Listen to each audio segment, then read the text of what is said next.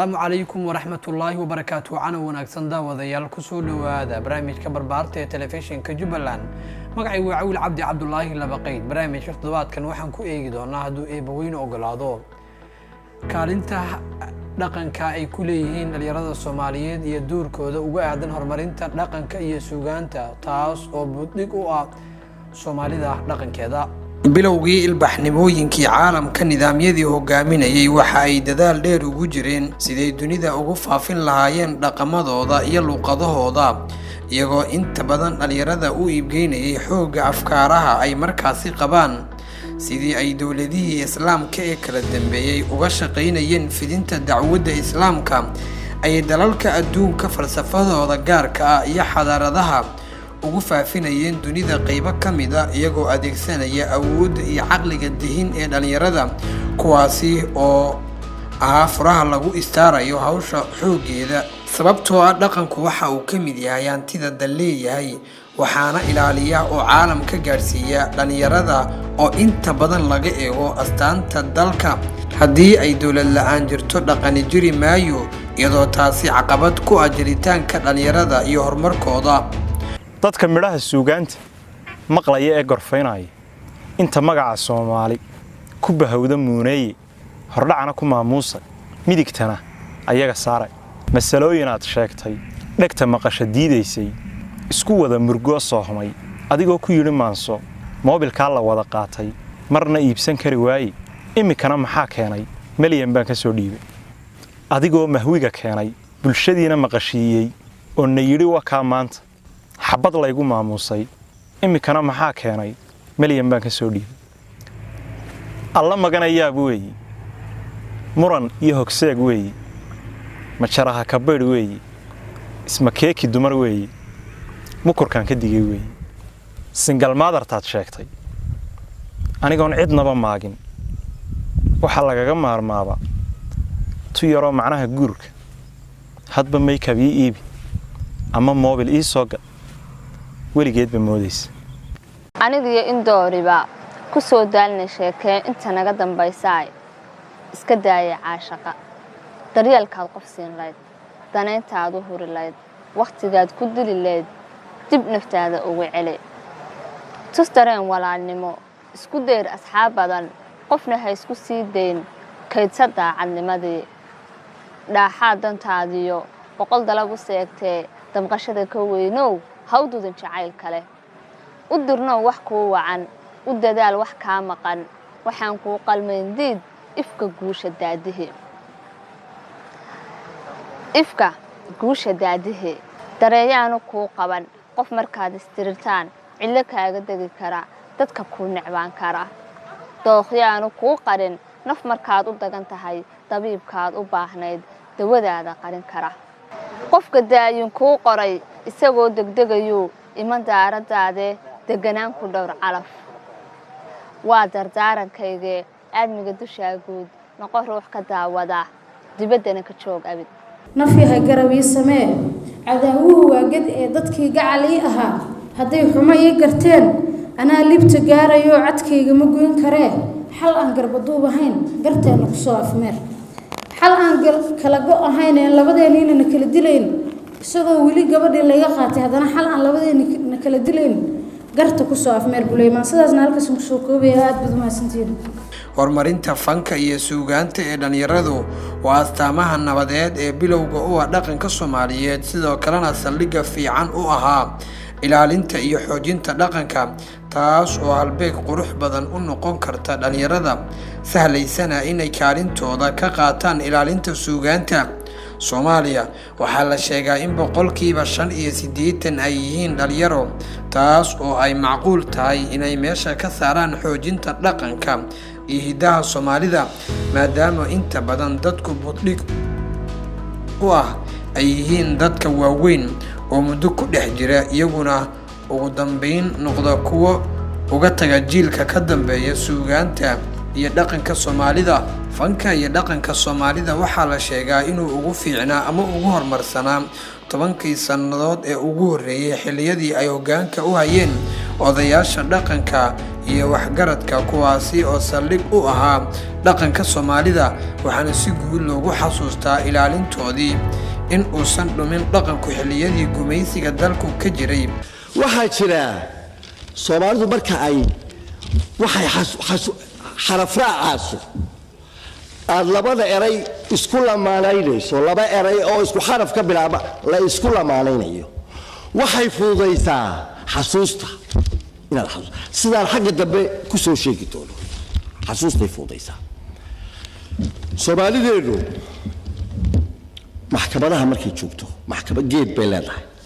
geed bay isugu iman jirtay waana isugu timaadaalaya imika intaa fartalyaaniga iyo farigiriisigu ila qasin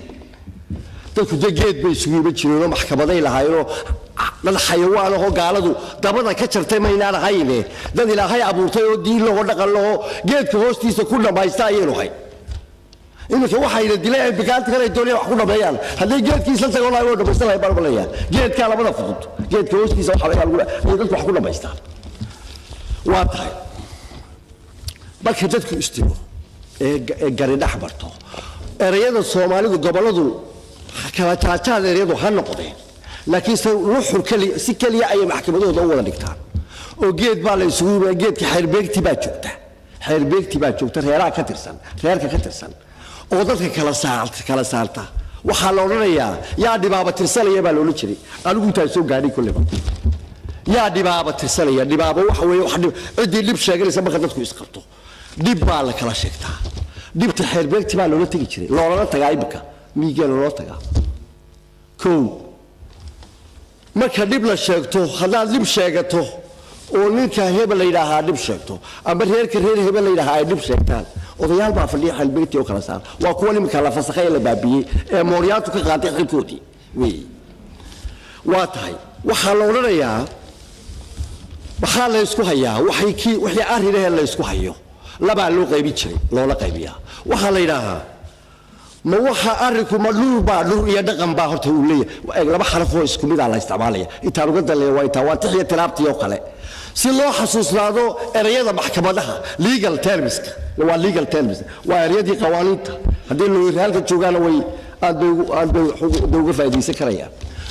kiis oo dhabi af Soomaaliga waa dhur iyo dhaqan waxa la wixii dambi ah dhacaa Soomaalidu waxay u qaybisaa laba dhur iyo dhaqan bay u qaybiyaan ma dhur baa mise waa dhaqan baa loo leeyahay waaya hadduu dhur yahay waxa la wixii dambi ah ee dhiig ku saabsan dhur baa la yiraahdaa waxa la wixii ka soo hadhay ee nolosha ku saabsan ee dhaqamaatin kiisas la isku haystaana dhaqan baa la yiraahdaa kiisoo nabi waa labada ama waa dhiig ama waa dhaqan baa loo leeyahay wuxuu ka kooban yahay laba xaraf oo isku dhawaaq ah dhur iyo dhaqan waaya waxa la oranayaa badhur waxa tiri anu kiiska leeyahay waa dhur baan leedahay yani waa dhiig baa loo leeyahay xoolayan hadduu dhur yahay faylkiiba u baariyay dictionary-goodu bay ka baariyaan xusuusta ahaa ay ka baariyaan kiiska dhiig hadduu kiis dhiig ba yahay oo dhiig ba la isku haysto laba buu qaybsamaa Soomaaliga laba waxay oranayaan ma qurba mise waa qoon ma qurbaxday mise waa qoon oo waa nabar waa qaafle halkaas waa halkiisa waa qaafle hadduu dhiig yahay waa labada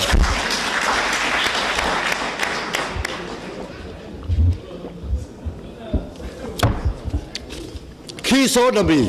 ama waa qurbaxday ama waa qoon baa laga hadlaya labaas uu qaybsamaya kiis labaad oo dhiig oo Soomaalidu qaadaa ma jirin waayahay waxa la oranayaa ma kiiskaygu waa dhaqan baan isku haysanaa odayaashu waxa oranayaan markaa ma xilaab isa waa xoolo ayaa la oranayaa markaa hadduu kiis dhaqan bay yahay waa laba bay Soomaalida ka ahayd midkii saddexaad ma jiro dadku waxay ku murmayaan amba xoolo isku haystaan amba dhaqalahaado ama mid la kala dhacay ha ahaado amba talaadu xoolo u baa la isku haystaa ama xiraan la isku haystaa naag maxkamad baa la isku jiraa naagti baa la furaya naagti baa la qaxirayaa mid baa doonan dumaal weeye xigsiisa weeye kiis dambeyle oo waa fayl dan kiiska dumarku marka kiisoo dhambi wuxuu af Soomaaliga ugu qaybsamaa xiro iyo xoolo ayaa waxa lagu fududeeyay xusuustii xaalay baa la qaatay oo waa xiro iyo xoolo u dee waxaad oranaysaa odayaashu waxa oranayaan waa xoolaad leedahay ma xilay iskuma hayne waa xoolaad leedahay odayaashu markaa way yara faliisanayaan faylkii bay baarayaan kulkaa waxa oranayaan ma bar baa mise waa beer ma bar xoolaad baa waxa la isku haystaa ma bar xoolaad baa mise waa beer baana kaleeda waxa luma jirin iyo marka kiiskii wuxuu noqonayaa kiis bar xoolaad la isku qabsado ama beer baa la isku qabsanaya dadku labadaas bay hadii xoolo isku haystaan labadaas bay isku qabsan jireen waaya waxa la oranaya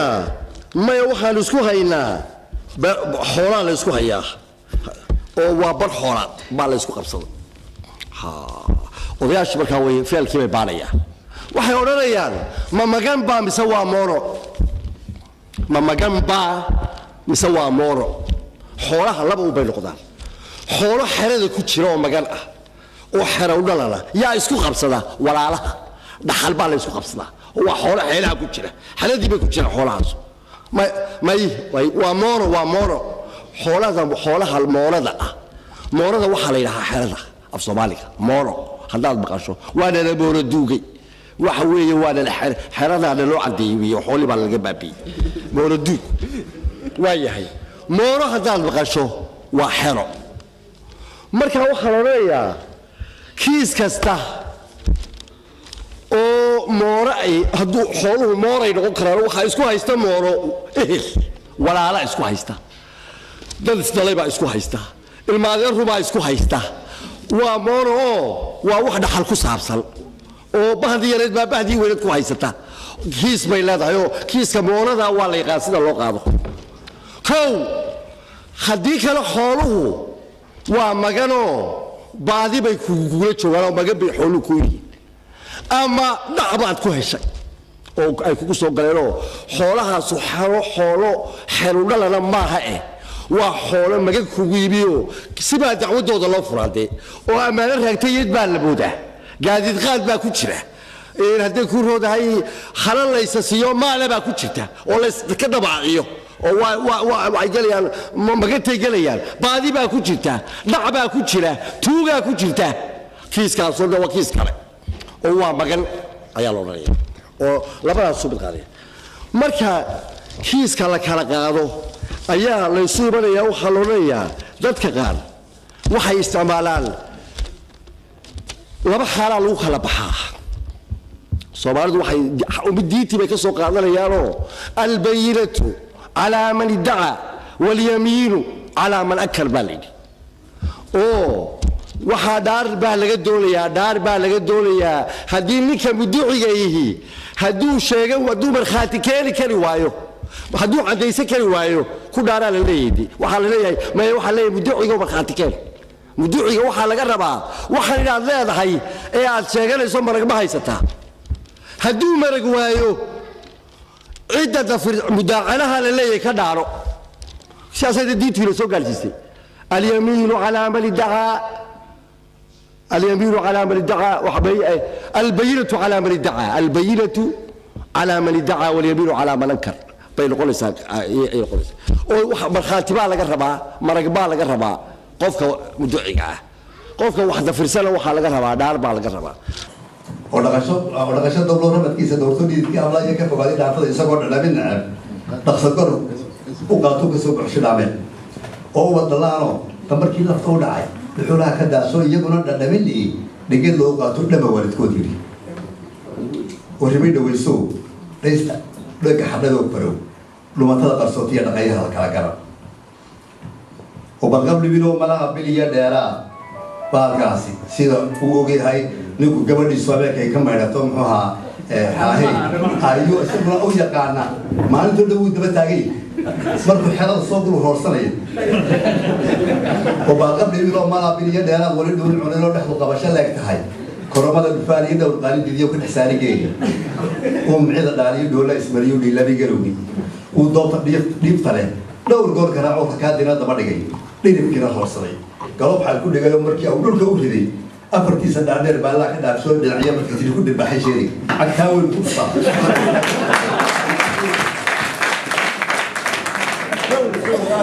ku dhirbaxay sheerig oo naga dhaga jeex iyo gowlo lagu dhigay waa sumada yareed macnayaa sumadna subhanahu oo naga dhaga jeex iyo gowlo lagu dhigay dhacanta loo qaado maridoodii loo dhigay oo nugulka dhaadin waa dhiiloodeena salaam reeto intuu loo bisaragacay loo yaray xaydho oo weerar dhuubaan dhogortooda noqotiyo dherigboodka waxaaduhu qolqolka isdhexyaacee oo dhowr gamaano kore ay ku dhiidiyo dhegad lagu xanuujiyo bir dhareer ka keento abka loogu dhaabiyo dhacsi iyo rogaalgeli doodada ka muuqda u dhaanta iyo sacbdaliyaroo diiray dhalatay cadceeduna godka ay ku dhowdo dharabkii arooriyey intaan dheelba sara kicin isdhex taagtay mina subax dhugashada sideedaa dhaayaa ku eegaa adigana dhalgoogay dhoodayey kuwa dhamaystay dhaxyaana dhaban hoobaan dhabeel gaari dhaqashada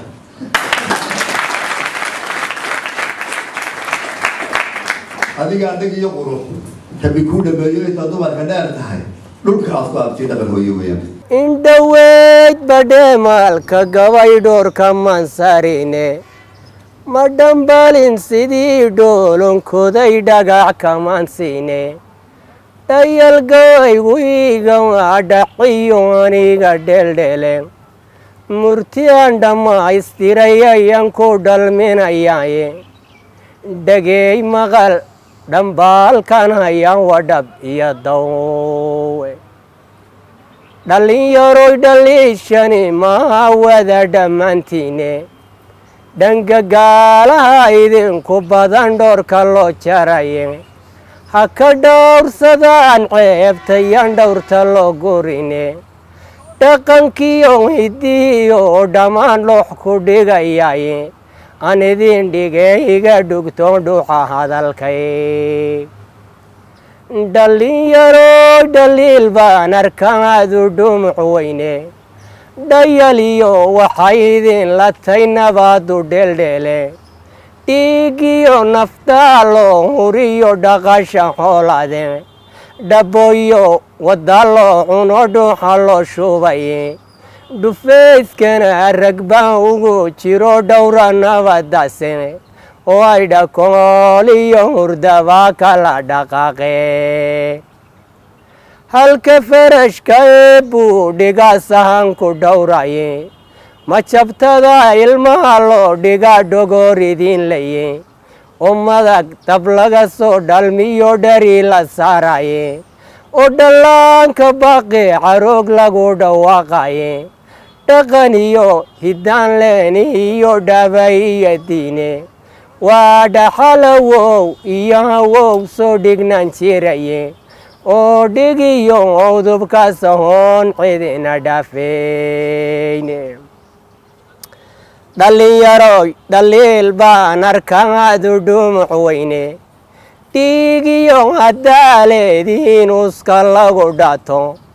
dhaqankii shisheeya maxaa idin dhex qaadsiiyey dharka xidhashadiisiyo maxaa dhubay maradiina dhabbihii rasuulkii maxaa lagu dhici waayey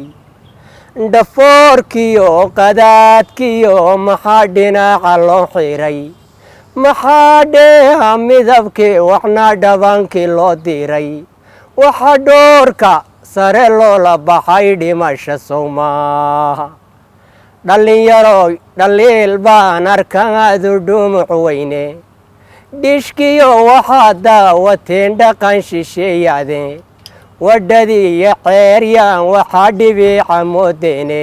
hase yeeshee markii uu burburay nidaamkaasi oo inta badan suugaanleyda soomaalida duruufo hareeyey iyo xaalado kale ay qabsadeen waxaa soo baxayay dhalinyaro kala gadisan oo soo bandhigayay suugaan una muuqday kuwa weli sii ilaalinaya dhaxalka soo jireenka ah ee soomaalida. waan idin salaamayaa dhammaan bahda Soomaaliyeed dabcan dad badan baa waxay isweydiinayaan maxay Araweelo maansooyinkeedu ugu badan yihiin ragga jeebka buuran miyay jeceshahay marba kaan kistiyo kumanaan ka helo kuma qayliyo korkan saaraya ilaan kooshin iyo waa kaahiye kaydkiyo duxdaa loo yara kacaa jeebku san baahanka korinayee niman koo bahayn yaa ka koobin kara kalkacaylkan iyo xiisahan kashbacay waxa korinayo kor u qaadi kara kaabayaasha iyo boorsooyinkoo lagu kiishay mani haddaad keeni leyd 1,000 milyan kasbashiya cishqaad koombaysan leyd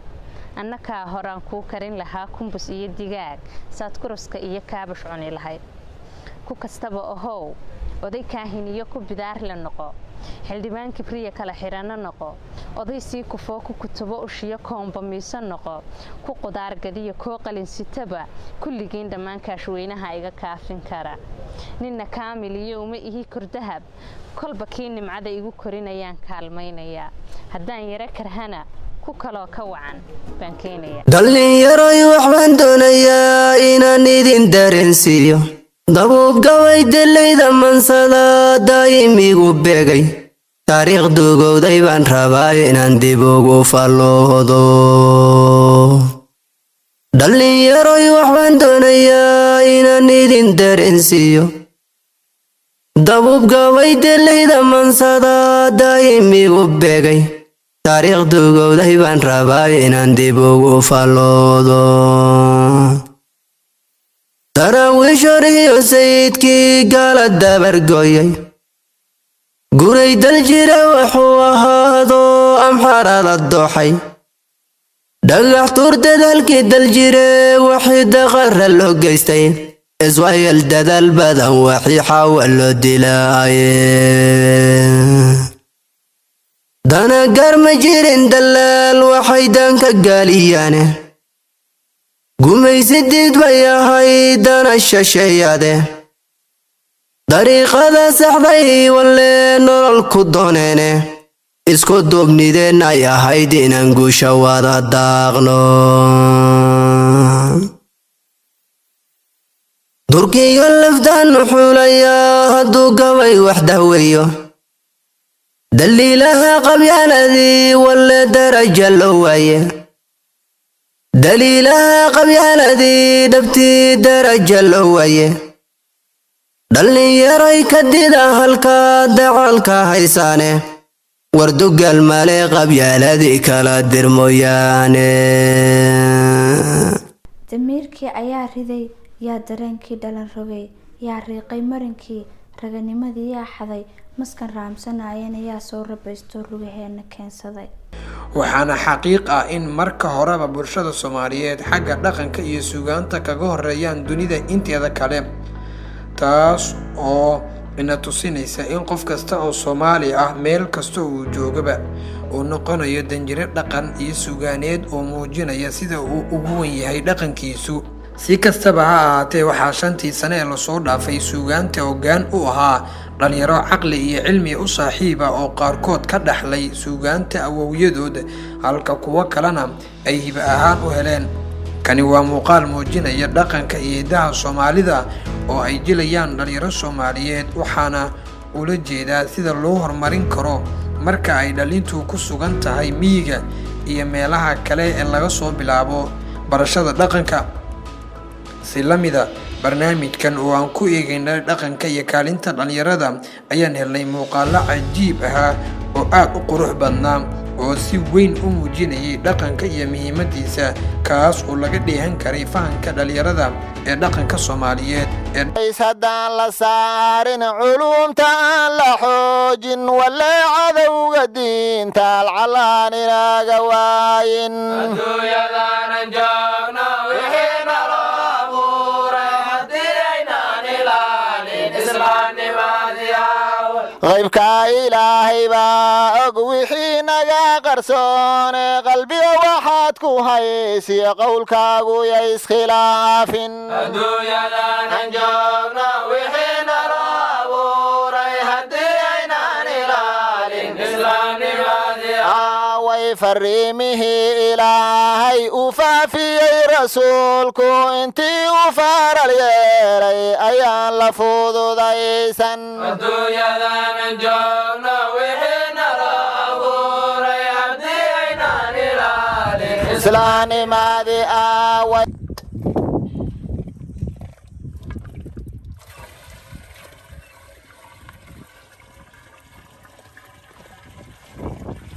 waxbaa la siiyey qadara ilaahay weeye qaybtii kugu hagaagtiyo qanica loo ahaado adduunyadaanan joogno wixii nala abuuray haddii aynaan ilaalin islaamnimadii aaway qof baa waxbaa la siiyey qadara ilaahay weeye qaybtii kugu hagaagta qanica loo ahaado abuuray haddii aynaan ilaalin islaamnimadii aaway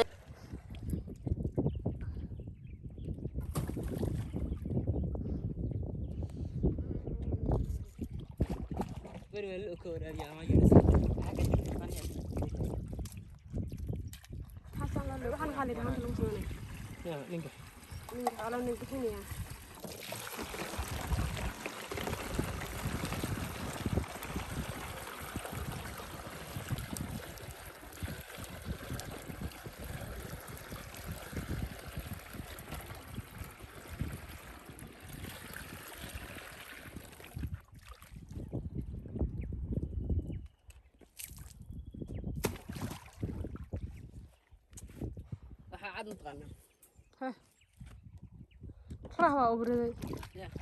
راح أبردي فين عين أقولك لو بحكي لها هي أرجع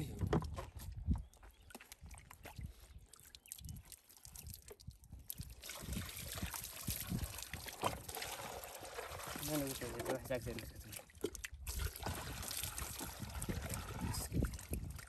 بس أرجعي روح حقك على التغار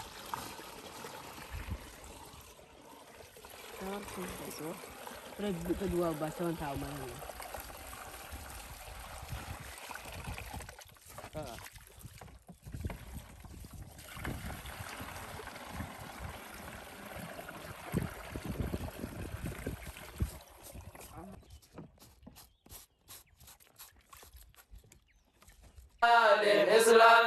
aaway midaan wax ka ogayn baad khiyaana u maleegtay masiiba ku haleeshe hamoodin inaad macaashtay joogno wixii nala abuuray haddii aynaan ilaalin islaamnimadii away nafta ka xabis waxaan sharcigu noo xalaalayn xantuu xasanaadkay cuntaa siduu xadiidku sheegay wixii naloo abuuray haddii aynaan ilaalin aaway nafta ka xabis waxaan sharcigu noo xalaalayn xantuu xasanaadkay cuntaa siduu xadiidku sheegay aan joogno wixii naloo abuuray haddii aynaan ilaalin aaway wakhtiga roob la waaya khalqigu walwalaaye adaa wax ogsoone waaxidowna waraabi aan joogno wixii naloo abuuray haddii aynaan ilaalin islaamnimadii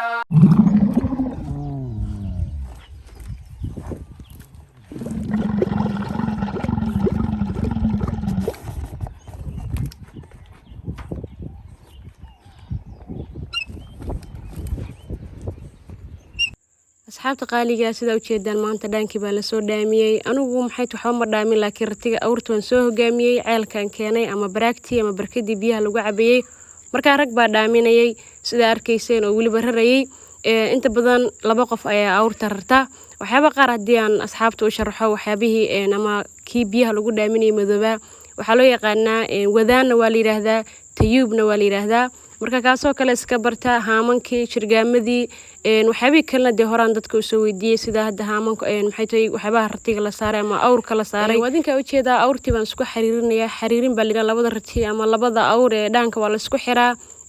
kan horena waa la hogaamiyaa markaa xariga halkaa gadaal ayaa looga xirayaa sidaa ujeedaan